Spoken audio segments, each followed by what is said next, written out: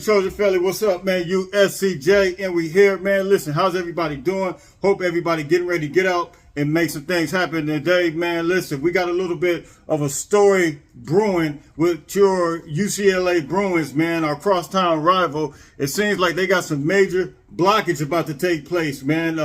Let's talk about it, man. Before we get to that, just listening to some of the defensive coaches yesterday, Alex Grinch and then Sean Nua, it appears, man, that they may be somewhat of a frustration building in their voice as it relates to our defense.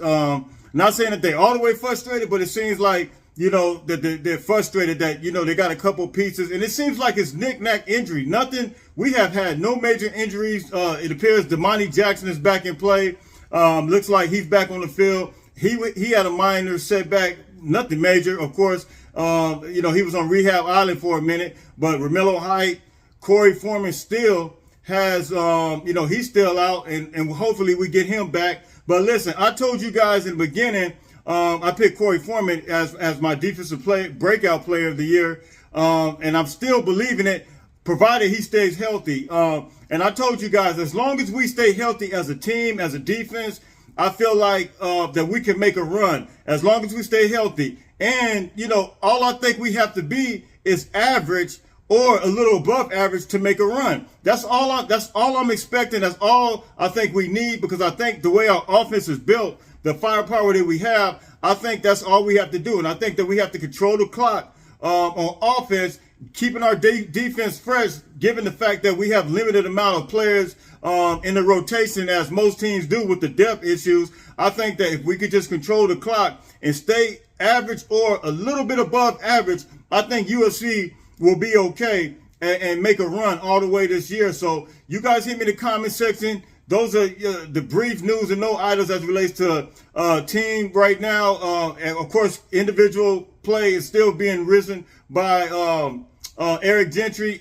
You know, people are still, you know, the coach is still raving about him. So I think we're going to be okay as it relates to that linebacker issue. I think we're going to be okay as it relates to DB issue. We just want to get this defensive line depth. Of course, Tui is, they got him moving around to rush edge with Romello Height and Corey Foreman both being out.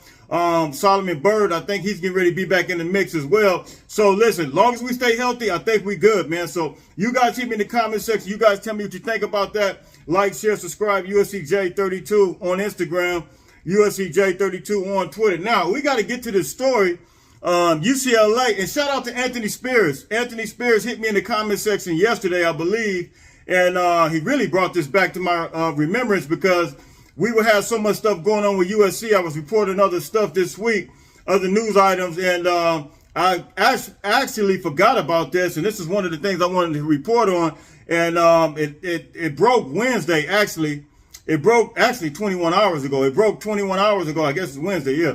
It broke 21 hours ago, and UCLA, here's the article right here. UCLA to the Big Ten could unravel. This is Sports Illustrated. Unravel as Board of Regents discuss the move per report.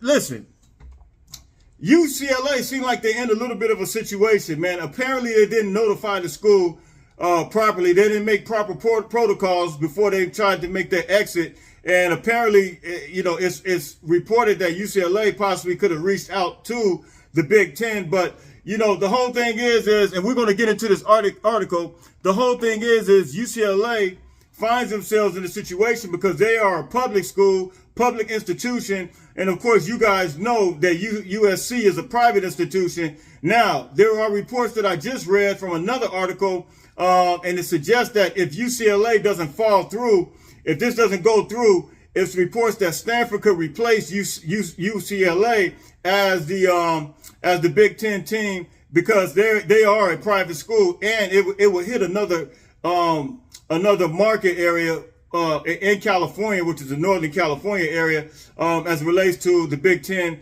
TV market. So let's see what happens with that. But let's get into this article. UCLA finds themselves in a little bit of trouble. Here it is right here.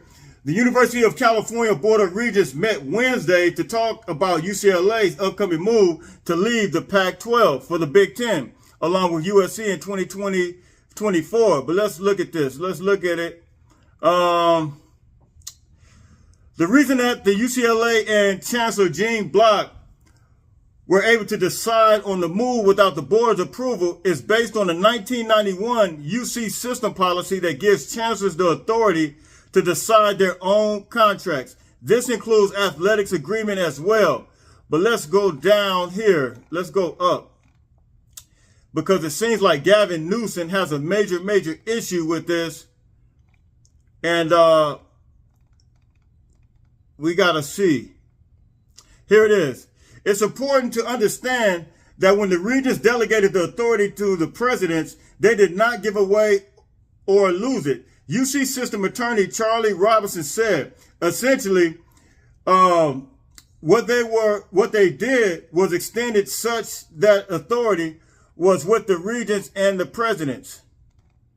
So it appears that UCLA's president took it upon himself, I guess without notifying the Board of Regents, that they're going to make this power move. And as a result, UCLA and the governor and the Board of Regents is combating this thing, saying that UCLA didn't follow proper measures. My thing is, why does it matter if it's an individual institution?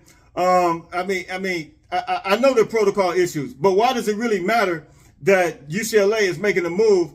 If it's going to generate more money to the funds to the school, I don't see what the major problem is. I mean, of course, it's a public school. I get all that. But it looks like they just want to have something to say just to say it. That's my opinion. That's what I'm really trying to say. You guys hit me in the comment section. You guys tell me what you think about this. Do you think the UCLA is going to be blocked by the Board of Regents? Do you think California governor is going to try to make it a point to block this situation? You guys hit me in the comment section. I want to know what you guys think about this. And do you think Stanford is going to possibly replace them as the replacement team if this doesn't happen? And then how would that work out in turn? Do you think that we would continue? Of course, we got to continue playing them as a crosstown rival. I mean, how do you think all this will work out? And if this happens, I mean, and then UCLA, who would pick up UCLA? Would it be another school like an SEC school who want to try to tap into the California market or the Big 12? I mean, how would this work out? Because I don't see UCLA staying in the Pac-12. You guys hit me in the comment section. You guys tell me what you think.